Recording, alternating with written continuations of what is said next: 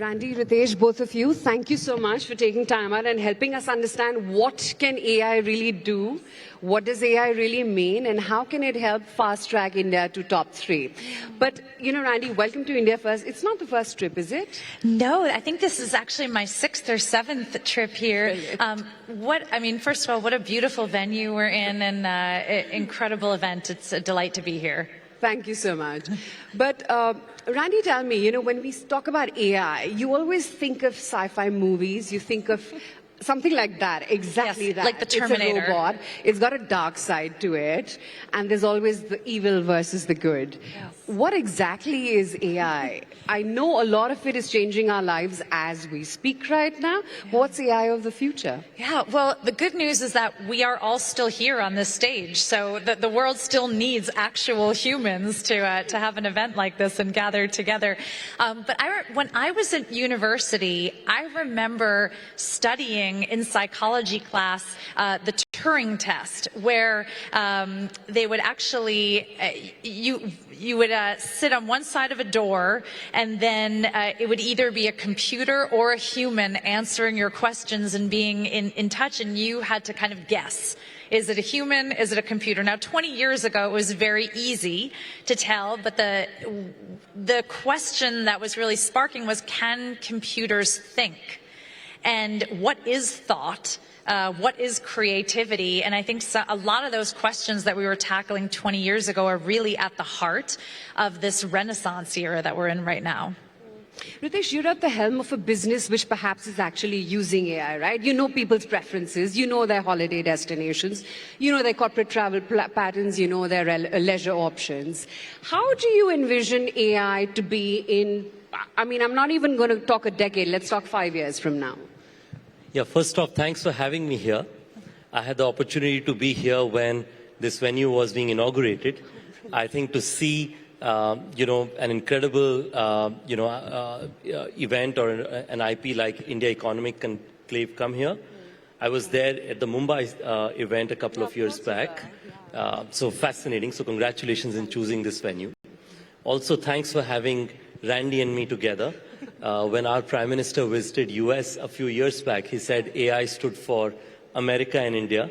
So I'm glad you chose an American and India, and yes. India at the same time. Are you feeling, by the way, the minority, though, right now, right? Yes.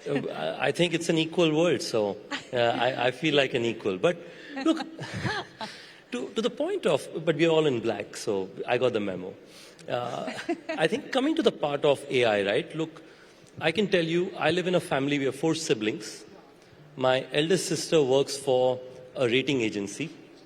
Second sister works for a Big 4. Brother works for an IT services company, and I run a hotel company. And whenever we all get together, our conversations are only about how each of our jobs and our businesses are getting changed by AI. So you may think hospitality industry is going through it, but it's true for everyone else. Yeah. In our business, look, I think AI is transforming everything. We change our prices now millions of times a day. Could not have happened with humans. Typically, every hotel is supposed to have a revenue manager. Now those revenue managers are data scientists.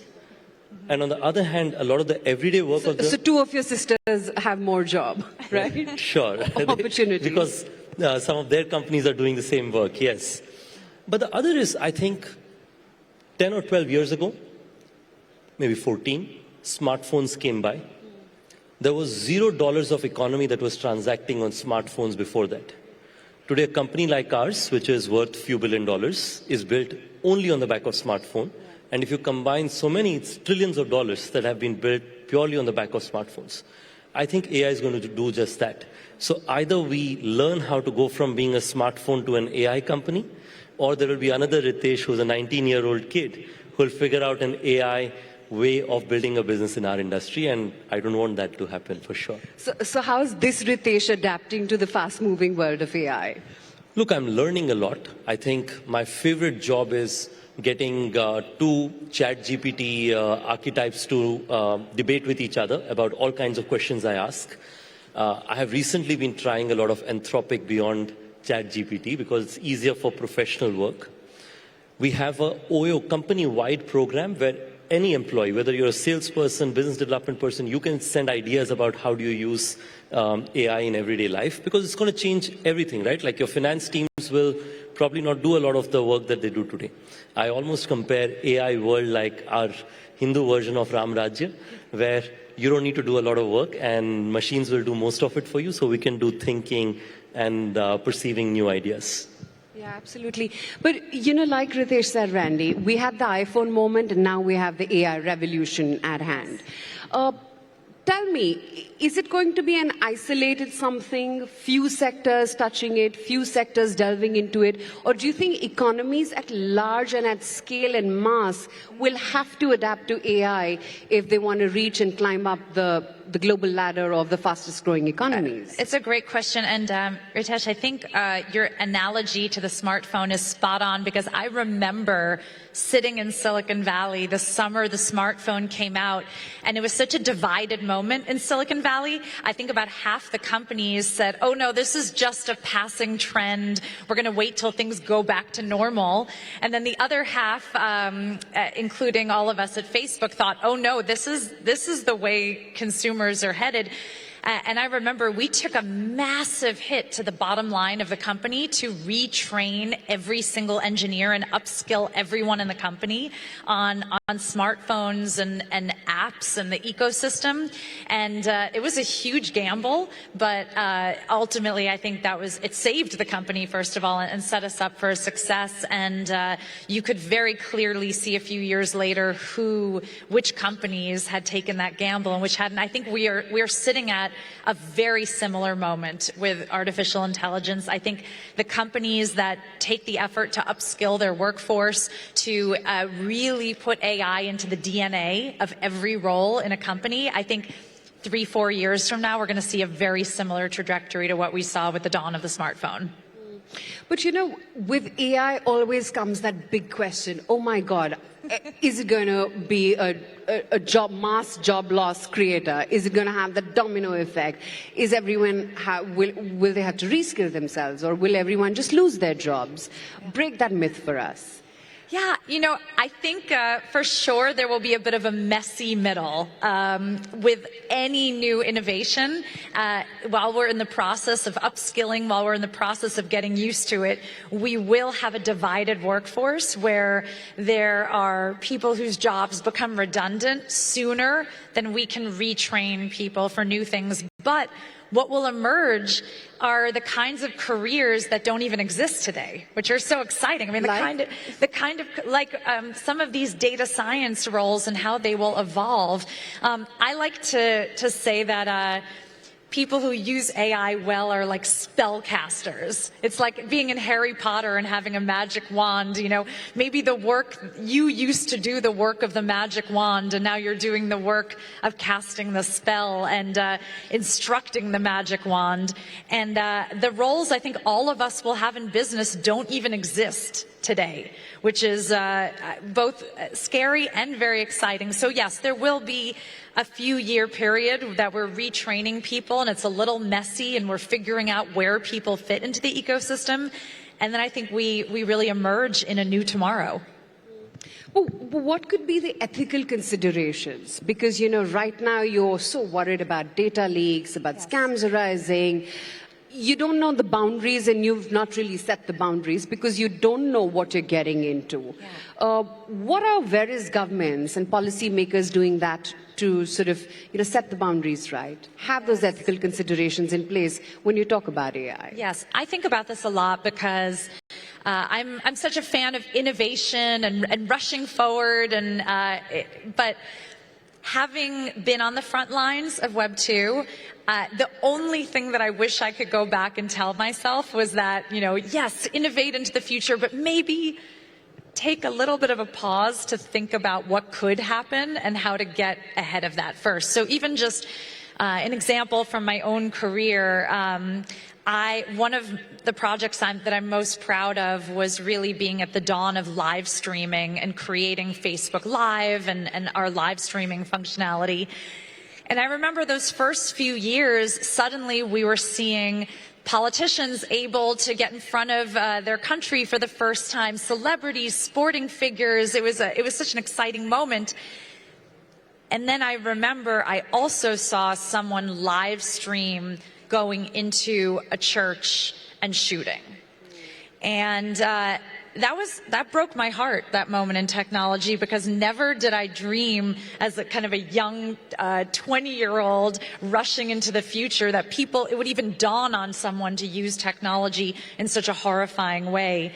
And so I wish that I could just kind of go back to young Randi and say, let's have a think. You know, here we all are in this room, the leaders of industry. We have an opportunity right now to shape the future, but be thoughtful about it. And I think that's something that's really important.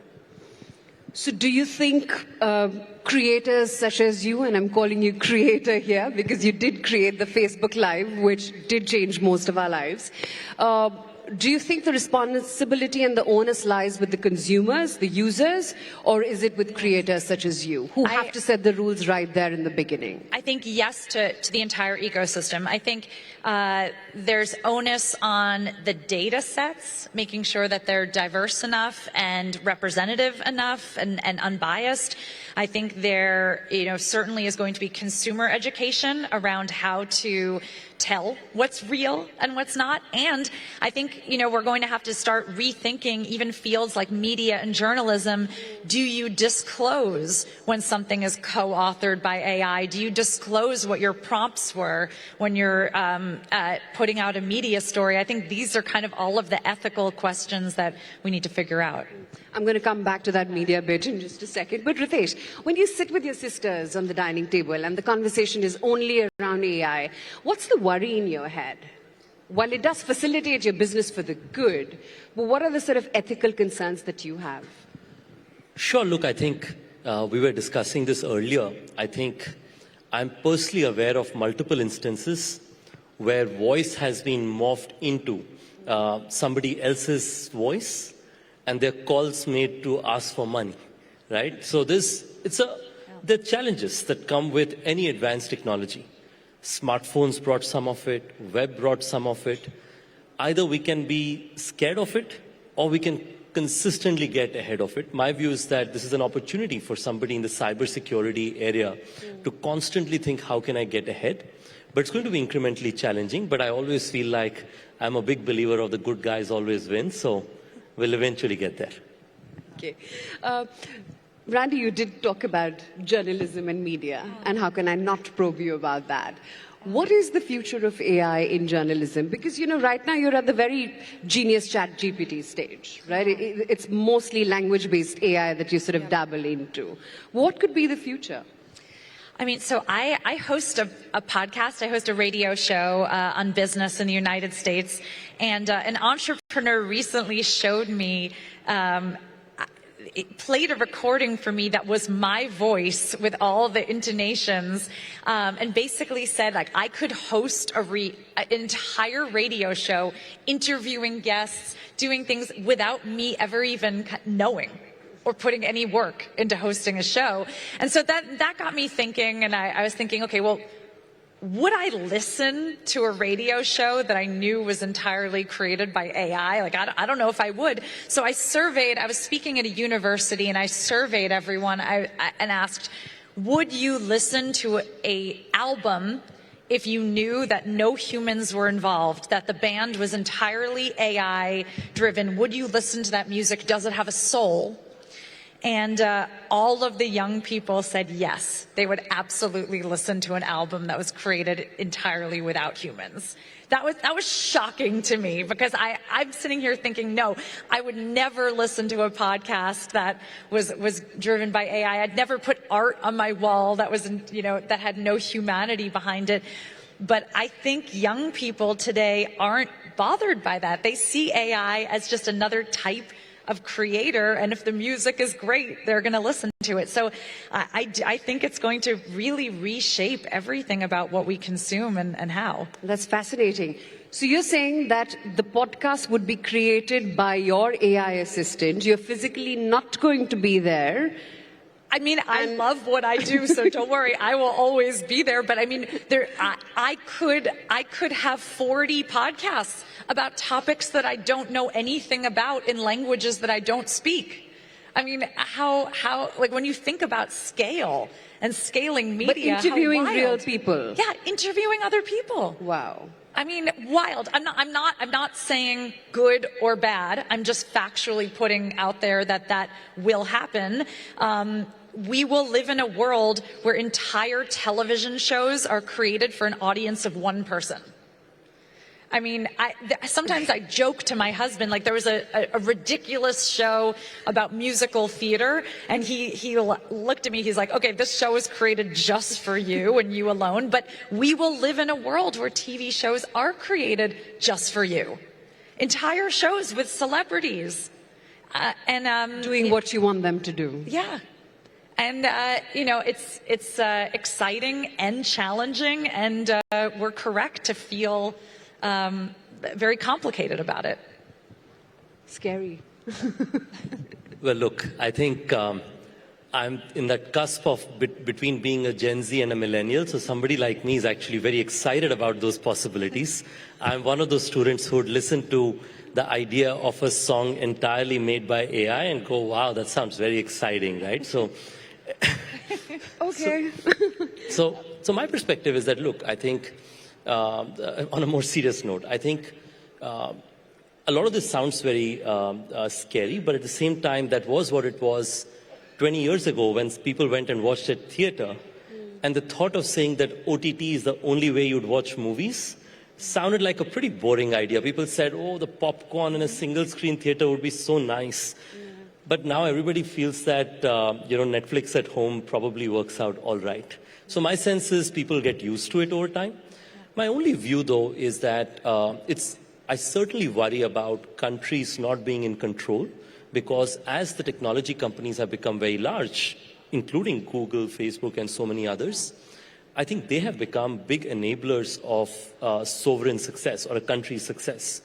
So I strongly believe, and I know there are very differing views in India about it, I actually believe that India and every large country should consider building their own sovereign AI, because in the long term, that would be a core competitive advantage as a nation. And look, India has done very well with UPI, Aadhaar, and many others. I think sovereign AI is one that I'd encourage. And with Llama, I think it becomes far more easier to build out infrastructure for a sovereign AI. So I think we should own a part of that stack, is what I believe. So, Randi, when is a podcast only for you or a TV show only for you officially launching? Yeah, I'm sure with the brain power in this room, we could figure it out. But it's absolutely. I mean, I think when you think about the implications on a broader scale, it's exciting and challenging.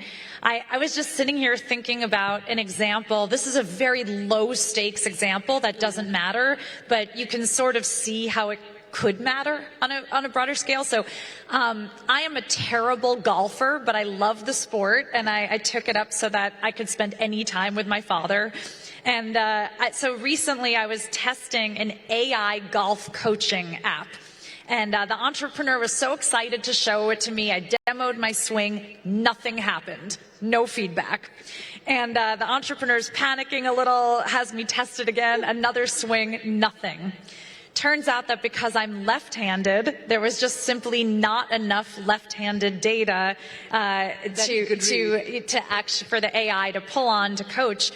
That is a very low-stakes example. We laughed about it. I moved on. My golf swing is still terrible. I'm probably uncoachable anyway.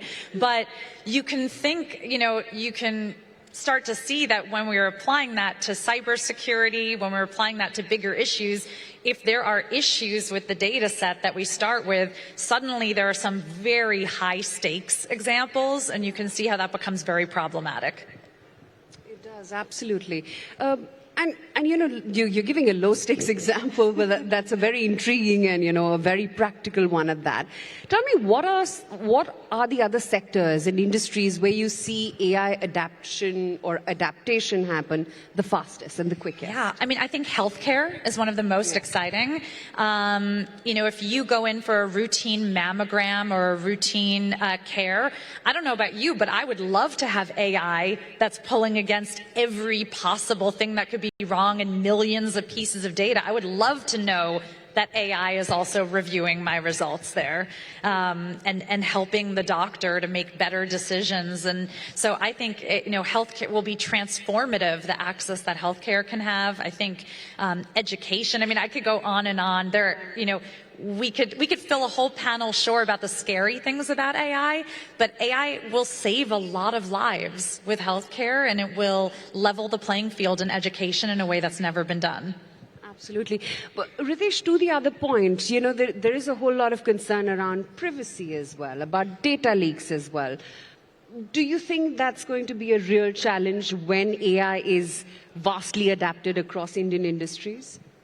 Sure. Look, I think before I get there, I think Randy mentioned about healthcare. I absolutely agree with that it is going to be transformative for things like cancer, where research used to take decades altogether, and now AI could potentially predict much quicker. But I also believe that there's so many other industries. So I've recently been doing a lot of work on payments, because payments makes a huge difference whether we get better conversion on our app or not. So we partnered a bunch of banks, like I see IDFC here and a few others. I think just the impact of being able to predict error rates, fraud rates, etc., that banks are catching up is unparalleled. So I think I'm already seeing in each industry people are applying AI quicker than ever before. So it's going to be very slow and then very quick, the impact of it. I feel in terms of privacy, it's a constant double-edged sword, right? On one side, the economic progress that new technologies can give us can leapfrog India from we were a double-digit number economy, now we are top 5, hopefully we'll be top 3 very soon. But on the other hand, our individual data and privacy comes at there is a potential implication. My view is that the best way to solve for it is, like Randy mentioned, try and get ahead of it, talk about it in advance, and make sure that regulations cover it. I think Sam was hosted by Times also recently. I think he's doing a great job by going out and speaking to governments around the world and making sure that the only way this will be sustainable is if it's a co-built product, not just by technology companies, but also with the governments involved with it. Yeah, Randy, you were saying something. You wanted to add something to that? Yeah, no, I fully agree with everything you were saying, and I'm just I'm almost chuckling a little bit because I feel like everyone wants their own data to be private, but yet they also want to benefit from the aggregation use of everyone else's data. And so how do we find that happy medium where you feel like you have your privacy, but we also all are benefiting from the collective wisdom and data? And so I think that will be a very interesting problem to solve. So I have to ask you this. What is the next thing at the Innovation Hub at Zuckerberg Media that you're currently working on? What's that amazing idea? Yeah, we're always have our hand in so many things. For me personally, my biggest hobby is long distance running, and so I'm looking right now at a lot of AI use cases across health and wellness and running. I've been testing some different AI technology on how to get people back into sport after injury recovery. I've been looking at coaching apps and things like that, and it's pretty amazing. I mean, just even the data that all of us have on our wrists. Yeah. I wake up every morning to 6 different, this is how you slept, so this is how you'll perform today, and you might want to dial this back or dial this up, or we recommend doing this. And so I feel like I wake up to my AI overlords on my wrist telling me, how my day is going to go before I've even gotten out of bed. And so I have made peace with the AI, but that's an area. Wellness, healthcare is a big area that we're focused on. Absolutely. Randy's just back after 6, we were talking earlier, 6 marathons. Yeah. and she's going We back for can tell, Randi. and she's going back for an ultra marathon, which seems to be twice the size Yes, of a traditional I'm running marathon. So what's your AI assist telling you? Can you kill it? my AI is writing my obituary, I think, right now as we speak. But I'm running a 400-kilometer race in May. That's amazing. Good luck. Thank you. And I just hope It was that... nice knowing all of you, and no, but hey, I have to say, in a world of AI, I think it's even more exciting to take on challenges like that are just so human and really put us at the base of our humanity, because AI can do a lot of things, but it cannot run 400 kilometers. Nope, and so being, I think, in touch with those parts of us that are so deeply human will become more and more popular as we go further into this world. Make us a better human. Yeah? Okay. Thank you, both of you. Could go on talking with you about AI for hours, but I guess we have to wrap up, and have a pleasant stay and good luck for the marathon. Thank you, everyone. Thanks for having us here. Thank you.